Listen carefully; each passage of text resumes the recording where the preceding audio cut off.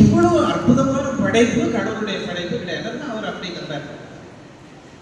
அதே போல அதே நேரத்தில் அவருக்கு மேல என்ன இருக்கு, அவர் என்ன சொல்றாங்க, is a lion of Judah.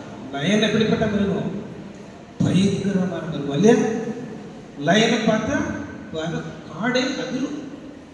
எவ்வளவு பெரிய மிருகமா இருந்தாலும், எவ்வளவு பெரிய பலசாலி யானை போல பெரிய கடுமையான மிருகமா இருந்தாலும் ஒரு சிங்கம் வாழக்கூடிய பகுதிகள் போகாது.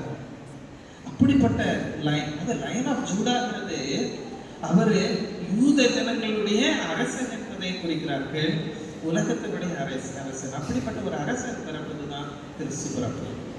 ஒரு அரசன் சும்மா பிறப்பார், ஒரு அரசன் பிறக்க போறாருன்னு சொன்னா அந்த நாட்டு மக்கள் என்னெல்லாம் ஏற்பாடு செய்வாங்களோ அது எல்லாமே தேவதூதர்கள் பண்ணாங்க.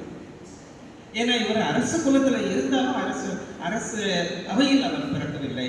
அவர் ஏழ்மை கோலமிட்டு ஒரு மாட்டு தொழுவத்துல பிறந்தார். மாட்டு தொழுவம்னா நம்ம நினைக்கிறோம் இந்த நம்ம இப்ப இருக்கிற விஞ்ஞான அடிப்படையில் இருக்கக்கூடிய மாட்டு தொழுவம் இல்லை. அங்க ஒரு கிளீன்லினஸ் இருக்காது. அது போல சில அறிஞர்கள், வேத அறிஞர்கள் சொல்லியிருக்காங்க, அந்த காலத்து மாட்டு தொழுவங்கள் பெரும்பாலும் குகைகளில்